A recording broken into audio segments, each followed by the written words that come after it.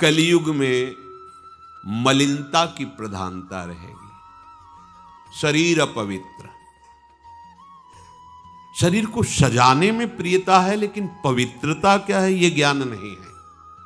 शौचाचार की पवित्रता का बिल्कुल ज्ञान नहीं, बस सजाने की प्रियता है। बाहर से चिकना दिखना चाहिए, लेकिन वो पवित्र है कि नहीं उसको ज्ञान नहीं है। बिल्कुल पता ही नहीं शौचाचार का, पशुवत आचरण है। देखने को मिलते हैं खड़े खड़े लघु शंका कर रहे हैं, मुंह में बीड़ी ऐसे, वही जनेंद्री को छुआ ऐसे कर, ना हाथ धोना, ना आचमन करना, न पैर धोना, बिल्कुल पशुता का आचरण है। भला पवित्र शरीर है तो मन तुम्हारा पवित्र कैसे हो सकता है? तुम्हारे आचरण अपवित्र हैं, तुम्हारा शरीर अपवित्र है। शौच गए वैसे ही, जैसे हाथ धोया उससे साबुन बस ऐसे निकल पड़े कपड़ा, वैसे सब अपवित्र, पूरे घर में वो पूरा घर अपवित्र। तो समझते हैं कि हम बहुत स्वच्छ, बहुत वीआईपी हैं। वीआईपी का मतलब बहुत अपवित्र हैं, उनको ये ज्ञान नहीं। और एक रंग चढ़ा है नए समय में, जूता मोजा पहनकर भोजन पा रहे हैं।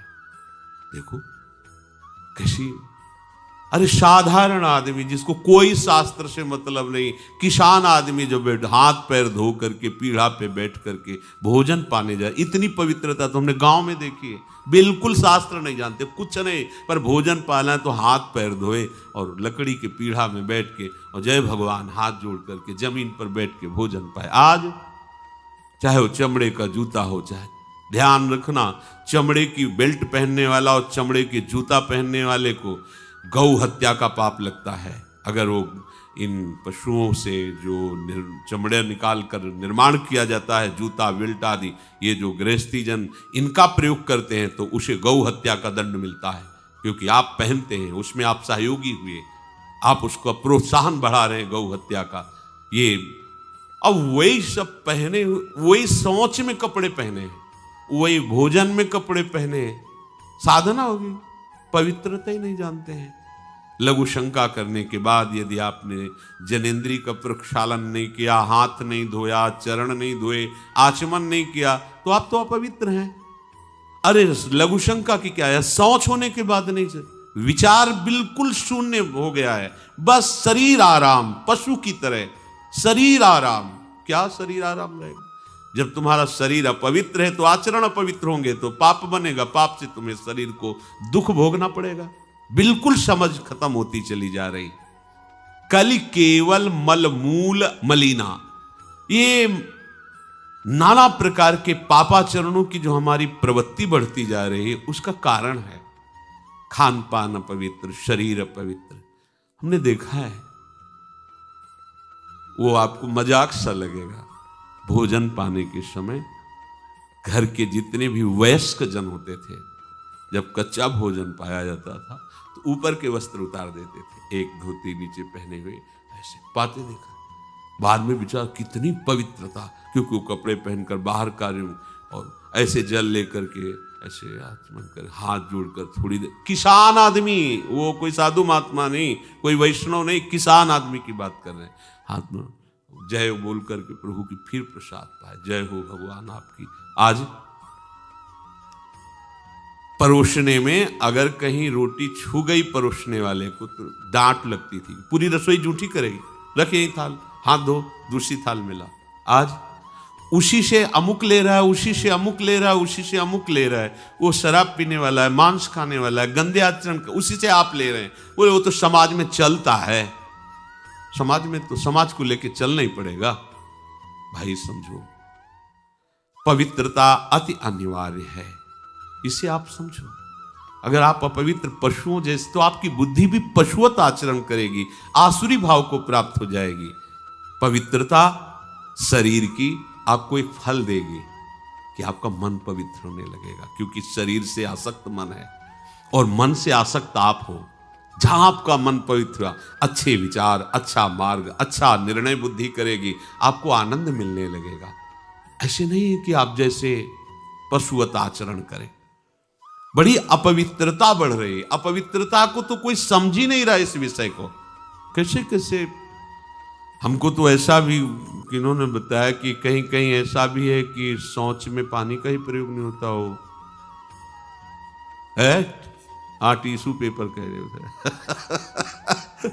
विचार करो यार, मतलब कहां पहुंच रहा है हमारा। वो कहते वीआईपी लोग हैं, वाह है ये वीआईपी लोग।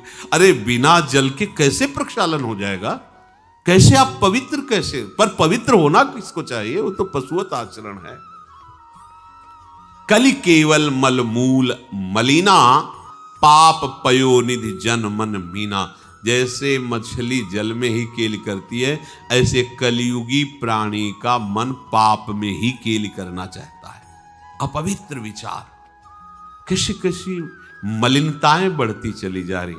रसोई अभी बनकर तैयार नहीं हुई और ऐसे सो खड़े खड़े वही रसोई, क्या पछता है।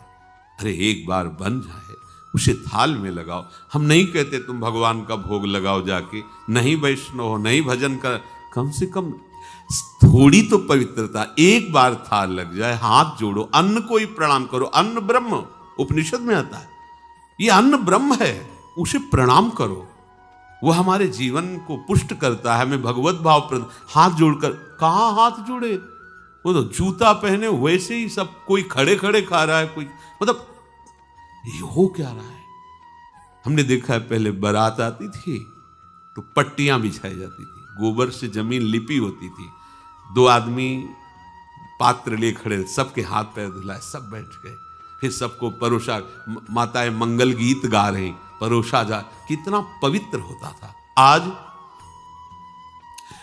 कोई ऐसा कमाई मिलेगा जो शराब न पिए हो, कोई ऐसा कमाई मिलेगा जो उद्दंडता न कर रहा।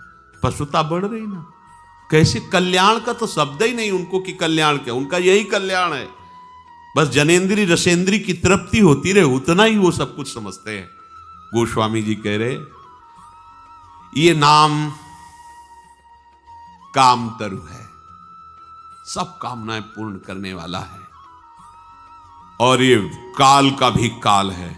देखो, नाम अगर जिह्वा पे विराजमान है तो अपवित्र पवित्रो वा सर्वावस्थांगतोपि वह यह स्मरेत पुंडरीकाक्षम सवायाभ्यंतर शुचि। बाह्य और अभ्यंतर से पवित्र। पर यदि आपने सदाचार का पालन नहीं किया, शौचाचार का, तो नाम में रुचि होगी नहीं, ध्यान रखना। अगर कोई ऐसे नाम में रुचि, जब मनाया मुझ उठाया, जब मनाया, कैसी कैसी पशुता है, चिड़िया की तरह चुनते रहते हो।